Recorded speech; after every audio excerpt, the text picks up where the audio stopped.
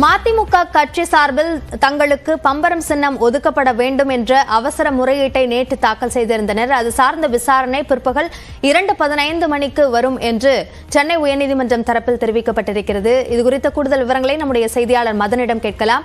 மதன், விவரங்களை பதிவு செய்யுங்கள். நடைபெற உள்ள மக்களவை தேர்தலில் மதிமுக கட்சிக்கு பம்பரம் சின்னம் ஒதுக்க வேண்டும் என ஏற்கனவே அந்த கட்சியின் பொதுச் செயலாளர் வைகோ சென்னை உயர்நீதிமன்றத்தில் வழக்கு கொடுத்துள்ளார். இந்த வழக்கை விசாரித்து கடந்த 7ஆம் தேதி உத்தரவு பிறப்பித்த சென்னை உயர்நீதிமன்றம் 2 வாரங்களுக்குள்ளாக மதிமுக கட்சிக்கு பம்பரம் சின்னம் ஒதுக்குவது தொடர்பாக உரிய முடிவெடுக்க வேண்டும் என்று உத்தரவு பிறப்பித்திருந்தது.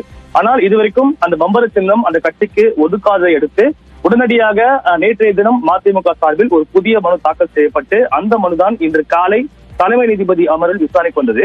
அப்போது வைகோ தரப்பில் ஆஜரான வழக்கறிஞர் தங்களுடைய கோரிக்கையை ஏற்று கட்சி நிர்வாகிகளுடைய பெயர்களை தற்போது இணையதளத்தில் பதிவேற்றம் செய்து தேர்தல் ஆணையம் உத்தரவு பிறப்பித்துள்ளது. ஆனால் தங்களுடைய இந்த கட்சிக்கு இதுவரைக்கும் பம்பரம் சின்னம் ஒதுக்கீடு செய்யவில்லை என்றும் வேட்புமனு தாக்கலுக்கு நாளை கடைசி நாள் என்பதால் தங்களுடைய அந்த கோரிக்கை மனுவை உடனடியாக பரிசீலித்து உத்தரவு பிறப்பிக்க வேண்டும் என்ற ஒரு வாதம் எடுத்து வைக்கப்பட்டது. ஆனால் தேர்தல் ஆணையத்தை பொறுத்தவரைக்கும் இந்த வழக்கில் வைத்த வாதத்தை பார்க்கும்போது சட்டப்படி அங்கீகரிக்கப்படாத பதிவு செய்யப்பட்ட அரசியல் கட்சி 2 தொகுதிக்கு மேல் போட்டியிடும் பட்சத்தில் ஒரே சின்னம் ஒதுக்கப்படும் என்றும் மதிமுகவின் கோரிக்கை மீது இன்றைய தினம் முடிவெடுக்கப்படும் என்று ஒரு விளக்கம் அளிக்கப்பட்டது.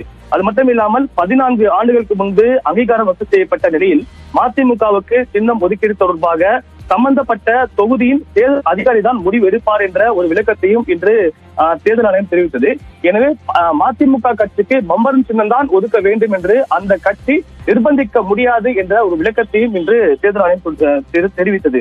இதையடுத்து பம்பரம் சின்னம் என்பது பொது சின்னம் பட்டியலில் உள்ளதா இல்லையா என்பது தொடர்பாக இன்று பிற்பகல் 2:15 மணிக்கு விளக்கம் அளிக்க வேண்டும் என்று தேர்தல் ஆணையத்திற்கு உத்தரவு பிறப்பித்த நீதிபதிகள் இந்த வழக்கு விசாரணையை மீண்டும் இன்று பிற்பகல் தள்ளி வைத்துள்ளார்கள்.